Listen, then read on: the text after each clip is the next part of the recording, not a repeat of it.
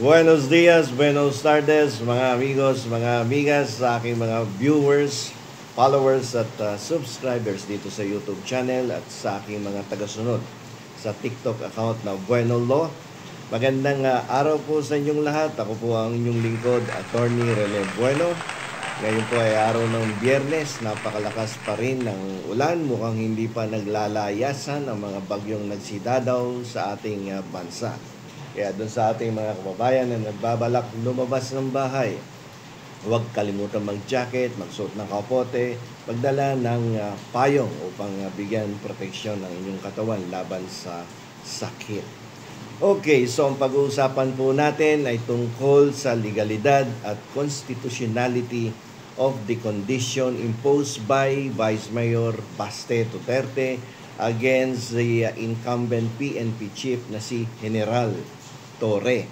Sapagkat nung mga nakarang araw ay nabalitaan natin na itong vice-alkalde mula sa siyudad ng Davao ay naghamon ng suntukan laban sa isang high-ranking official na si General Torre. Matagal na daw siyang hindi nakakagulpe ng isang unggoy. So itong statement na to ay very unprofessional at hindi magandang pakinggan na nagmumula sa isang elected official ng local government. Very unprofessional. But anyway, let us discuss the legality and the constitutionality of the condition imposed by Vice Mayor Duterte against General Torre. Kasi hinamon niya to ng suntukan dahil mukhang napipikon na sa mga binibitawang salita ni General Torre. So suntukan na lang daw at matagal na siyang hindi nakakagulpe ng isang unggoy. So, ang ginawa ng ating butihing general ay tinanggap ang challenge ni Vice Mayor Duterte. At nakita nga natin sa ilang news reports na nagpa-practice na ng boxing ang ating general upang paghandaan ang ginawang hamon ng vice-alkalde mula sa Davao City. At ang venue diyan sa Rizal Memorial Stadium sa Maynila. Okay, so magandang laban sana dahil pinatulan ni General Torre. Pero actually, ayokong gawing tong topic kasi para sa akin, walang kwenta pag ang nagsalita yung mga tao doon. Always nonsense. At walang basihan na legal palagi ang lumalabas sa kanilang mga bibig. Parang hindi pinag-aaralan ang mga statement na binibitawan sa mga news reporters. Kumbaga parang hindi kagalang-galang ang mga pananalitang lumalabas sa kanilang mga bibig. So, kaya lamang may mga subscribers tayo na tayo ay tinatanong kung ano ang aking maibibigay na opinion dito sa hamunang suntukan sa between General Torre and Vice Mayor Duterte. So, pinakinggan ko kahapon, kaninang umaga, pati kagabi, at aking pinag-aralan kung paano ko ba itatapik to na may matututunan ang aking mga subscribers dito sa walang kakwenta-kwentang hamon ng suntukan ng vice-alkalde ng Davao City. Okay, alam ko naman sa umpisa pa lamang hindi magkakatuluyan to sapagkat siguro mas maganda ang nasa isipan ninyo kung bakit hindi ako naniniwalang magkakatuluyan tong boxing match na to. Anyway, kahapon nagbitaw ng salita si Vice Mayor Duterte na kung saan sinasabi niya that he will only accept the challenge. Ngayon bumaliktad na. Siya ay naghamon tapos ngayon tatanggapin lang daw niya ang boxing match na hinahamon siya ni General Torre kung ang mga kondisyones niya ay masusunod bago dumating ang boxing match. So ang kondisyon niya is almost like an impossible condition. Bakit ko sinabing impossible condition? Kasi tanungin niyo yung sarili niyo, ito bang kondisyon na requiring all elected officials to undergo drug testing ay legal ba to? Ito ba ay constitutional? So ang sagot dito ay isang malaking hindi. It's a big no. The condition imposed by Vice Mayor Duterte against General Torre is not legal and is considered as unconstitutional. Bakit? Alam nyo, minsan nagtataka ako doon sa ibang elected officials natin. Naharap sa camera, magpapa-interview sa reporter, may press conference, mukhang well-prepared, pero pag nagbitaw ng salita, it appears like they do not know what they are saying. Tama naman si President Trump, yung past administration, na talagang hindi alam ang ginagawa at sinasabi when they were still in power. Alam nyo kung bakit? Itong si Vice Mayor Duterte, sana kumonsulta muna sa abogado niya. Mayor ka, acting mayor ka ng Davao City, may legal department, sana man lang, attorney, halika dito sa tabi ko, pag-usapan natin to. Ako'y magpapa-press conference tungkol sa hamon na aking iginawa laban kay General Torre na magsuntukan kami. So I will require all, as a condition, require all elected officials to undergo drug testing before the boxing match. Attorney, is it legal to require? Kung talagang seryoso siya dun sa kanyang hamon na suntukan. So, definitely, the lawyer will tell him, will advise him na huwag ka mag-impose ng ganyang kondisyon sapagkat yan ay personal condition mo yan. Pero if we will go in a broader aspect ng condition mo, that is not legal and it is actually unconstitutional, requiring all elected officials to undergo drug testing. Why? Kasi nagkaroon na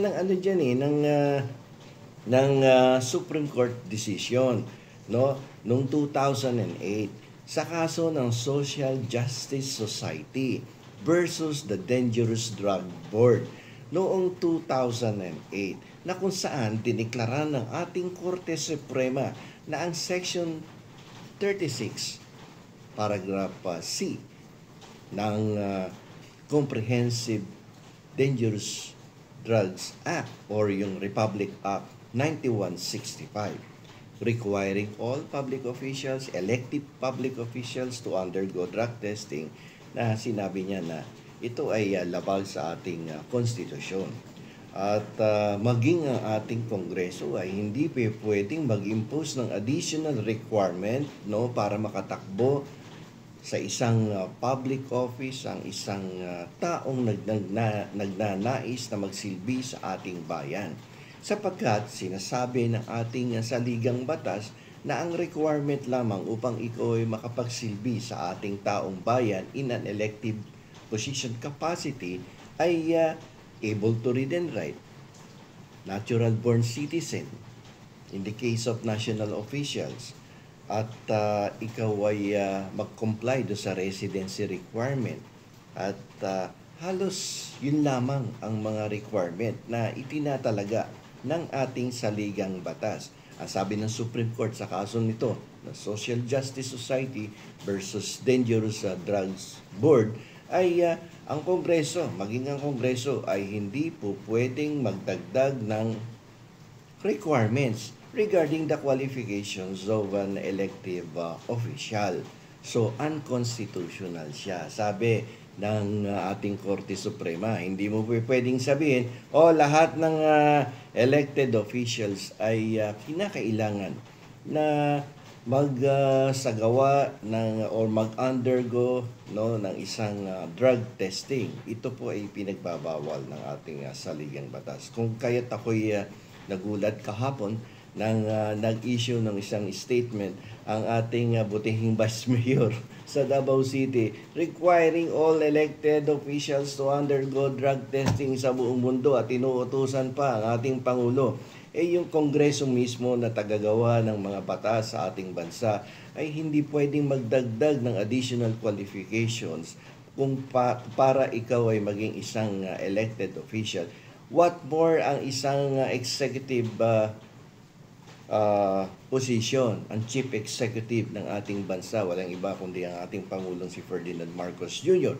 Paano mo may impose yung additional requirement na yun or condition sa ating mga elected officials kung iyan ay dineklara ng Supreme Court na bawal at unconstitutional. So mahirap sa ganang akin itong ginawa ni Baste Duterte na to ay alibay na lang to. Alibay to. At talagang hindi lalaban to. Takot to. Naduwag to kay General Torre. Ano yan nagbo-boxing din nung araw yan Tingnan mo naman kung sumuntok, although may kapos na ng hininga dahil sa kanyang edad, 55 years old, para kay Duterte na I think 37 years old lamang. Pero kung talaga magsusuntukan to at gagamitan ng mga estratehiya sa larangan ng boxing, tatalunin to ni General Torre. Okay, so personal condition mo yan. Hindi mo pwedeng i-impose yan sa lahat ng elected officials sa ating bansa because there is already a decision rendered by the Supreme Court in the case of Social Justice Society versus Dangerous Drug Boards in 2008 that no one, even the Congress, even the President, cannot impose additional qualifications against all elected officials. Bakit ikaw ngayon nag-i-impose ka ng requirement na magpa-drug test ang lahat ng elected officials sa buong Pilipinas in order for you to agree to this boxing match na ikaw mismo ang naghamon kay General Torre, but now you are imposing an impossible condition. That is an impossible condition. How many thousands are there na nag-occupy ng elective position sa ating bansa? Libo-libo yan. Ang dami yan. Paano may i-require yan? Kung i-invoke lang sa'yo yung Social Justice Society versus sa Dangerous Drug Board, patay ka na, sino susunod sa'yo? So sa aking palagay, ito ay isang alibay lamang. Akala niya hindi kakagatin ng general ang kanyang hamon. Inaccept ang challenge. Challenge accepted. Now it's on the part of Vice Mayor Duterte na ituloy ang laban, pero yun na. Walang mangyayari sa ginawa na to ni Vice Mayor Duterte at ng kanyang mga alipores, no? At sinasayang nyo lang panahon ng mga tao, no? Nakikinig sa mga statement nyo na walang kakwenta-kwenta. Kung gusto magpa-drug test ng mga politiko sa ating bansa, ito ay voluntaryo. Hindi pa pwedeng manduhan mo ang lahat ng elected officials na magpa-drug test. Dahil yan ay hindi pinapayagan ng ating saligang batas. Kung hindi kaya na tuparin ang isang hamon laban sa isang public official, ang payo ko lamang ay manahimik ka na lang at gawin mo ang iyong katungkulan bilang vice-alkalde at pinuno ng sangguniang bayan o lungsod ng Davao City. At nang ikaw ay makatulong ng maigi sa iyong mga constituents, lalong-lalo na sa panahon ng mga sakuna katulad ng bagyo or pagbaha dyan sa inyong siyudad. So hanggang dito na lamang po, ito pong inyong lingkod, Attorney Rene Bueno.